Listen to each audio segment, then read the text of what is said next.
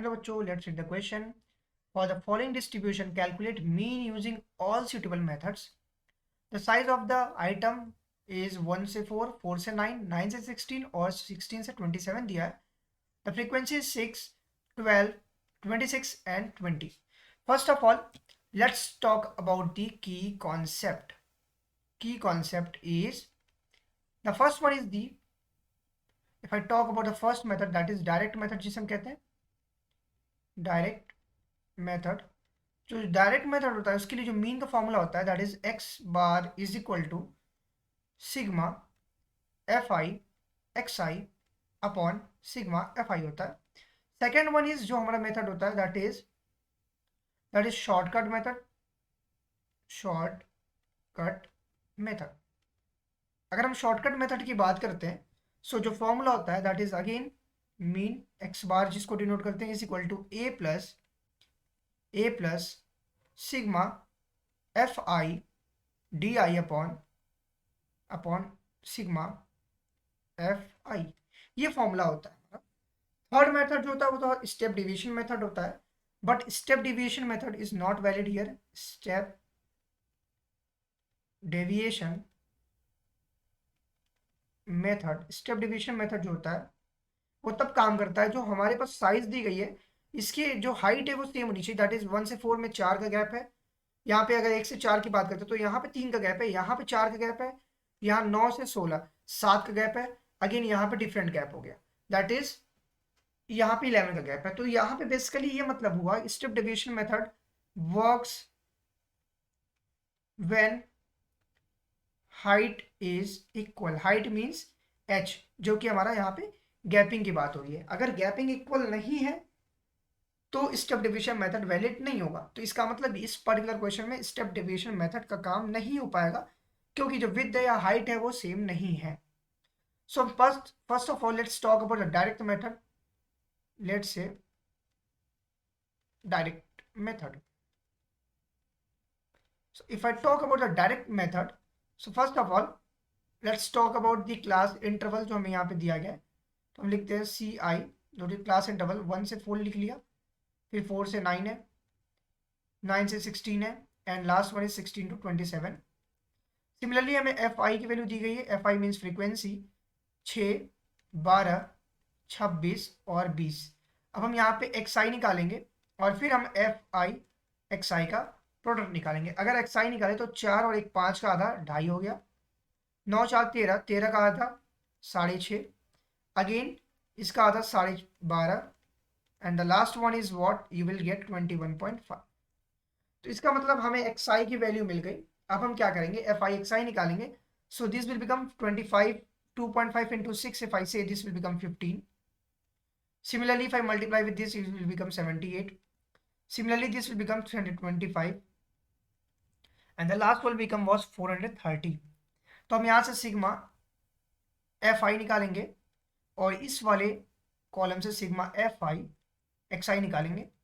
अगर हम sigma F I की बात करते हैं तो सिग्मा एफ आई की जो वैल्यू होगी यहाँ पर वो होगी क्या, 12 6 18, 18 और 6 24, 24 और 40, जो कि हमारा अगर टोटल समेशन करें दिस विल बिकम 64. सिमिलरली अगर हम इसको ऐड करते हैं टोटल तो आई विल गेट 848. ये हमारे पास रिक्वायर्ड वैल्यू आई. सो जो मीन होगा वो होगा sigma F I X I upon sigma F I. अब हम वैल्यू पुट करते हैं, implies that mean is equal to sigma F I X I की value I 848 divided with the number of sigma F I जो कि हमें दिया गया 64. अगर हम इसको सॉल्व कर लें that is 2 into 32 times cancel out, 4 जा 8, 2 2 जा 4, 2 4 जा 8, अगेन 2 into 16 टाइम्स में जाएगा, 2 2 जा 2 1 जा 2 2 जा, फिर अगेन 2 8 बार में, 2 1 जा 2, 2 6 जा 12, अगेन 2 4 जा 8, 2 5 जा 10, 2 3 जा 6. इसका मतलब जो मीन आया दैट इज 53/4. implies that जो रिक्वायर्ड मीन की value I that is what 4 1 जा 4, 4 3 जा 12, 4 2 जा 8, 4 8 20, दैट इज 13.25. ये मीन आया फॉर द फर्स्ट पार्ट के लिए. अब हम बात करेंगे फॉर दी शॉर्टकट मेथड के लिए. सो शॉर्टकट मेथड यहाँ लिख लेते हैं, shortcut method. So if I say about the shortcut method, तो अब हमें क्या करना है, हमें फिर से सबसे पहले क्लास इंटरवल लिखना है जो कि मैं दिया है साइज ऑफ आइटम।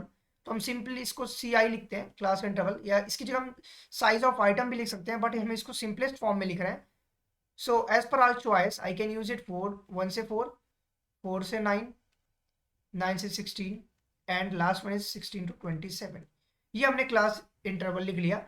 अब हमें यहाँ पे बेसिकली क्या निकालना, xi जो कि मिड वैल्यू होती है हमारी, वो हमारी xi की वैल्यू आएगी इसकी 2.5।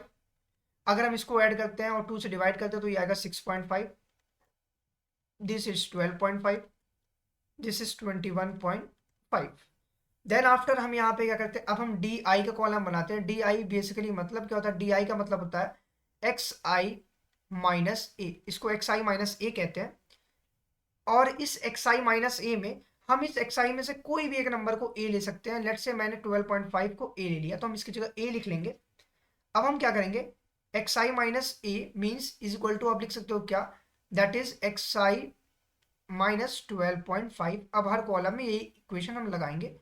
इसका मतलब कि जो फर्स्ट ऑफ दी ये आएगा क्या, xi 2.5 minus 12.5 that is minus 10 हो जाएगा यहाँ पर। फिर ये आएगा -6, ये आएगा 0, फिर अगर हम इसको सॉल्व करते हैं तो ये आएगा 9। अब हम यहाँ पे fi लिखते हैं जो कि मेरी फ्रीक्वेंसी होती है, हमें दी गई है वो पहले से 6, 12, 26 और 20। लास्ट में हम fi और di का प्रोडक्ट निकालते हैं। fi हमारे पास 6 है और प्रोडक्ट इंटू -10 करेंगे तो -60 हो जाएगा। फिर इसका करेंगे 12 से 72 माइनस में होगा, फिर ये 0 आएगा और 9 2 जा 18 और 1 0 दैट इज 180। अब हमें क्या करना होता है, हम यहाँ पे सबसे पहले सिग्मा fi निकालेंगे, सिग्मा fi जिसकी वैल्यू में पहले से पता है दैट इज 64, क्योंकि प्रीवियस क्वेश्चन में भी 64 आया। अब हम यहाँ से निकालेंगे क्या, sigma fi di as per the formula that is sigma fi di। Sigma fi di अगर हम ऐड करते हैं तो 180 ये है, और इसको अगर हम ऐड करते हैं क्योंकि माइनस माइनस प्लस होगा, 7 6 13, 132 को अगर 180 में से माइनस करते हैं तो ये आएगा 48, बिकॉज बड़ा नंबर 180 है। So here a is already mention that is 12.5 हमारे पास है, और हमने सिग्मा fi निकाल लिया, सिग्मा fi di निकाल लिया। तो हमें मीन का फॉर्मूला पता है क्या, x bar is equal to a plus sigma fi di upon sigma fi, ये हमें फॉर्मूला पता है। So that is implies that अगर हम निकालें mean is equal to a is 12.5 plus sigma fi di जो कि हमने जस्ट निकाला 48 आया, डिवाइडेड बाय सिग्मा fi जिसकी वैल्यू 64 आई, implies that is mean is equal to, ये 12.5 होगा हमारा, एज इट इज लिख दिया हमने, प्लस अगर हम इसको बेसिकली कैंसिल आउट करते हैं, जस्ट लाइक से मैंने इसको कैंसिल आउट करना है 4 की टेबल से, 4 1 4, 4 2 8, 4 1 4, 4 6 24, अगेन 4 6 12 एंड 4 5 16। इसका मतलब 3/4 आया। 3/4 का क्या मतलब होता है, 0.75। implies दैट जो हमारे पास मीन की value I using this method is 13.25। ये मेरे पास सेकेंड रिक्वायर्ड आंसर हुआ। फॉर जो हमारा थर्ड मेथड होता है step deviation method, for step deviation method for step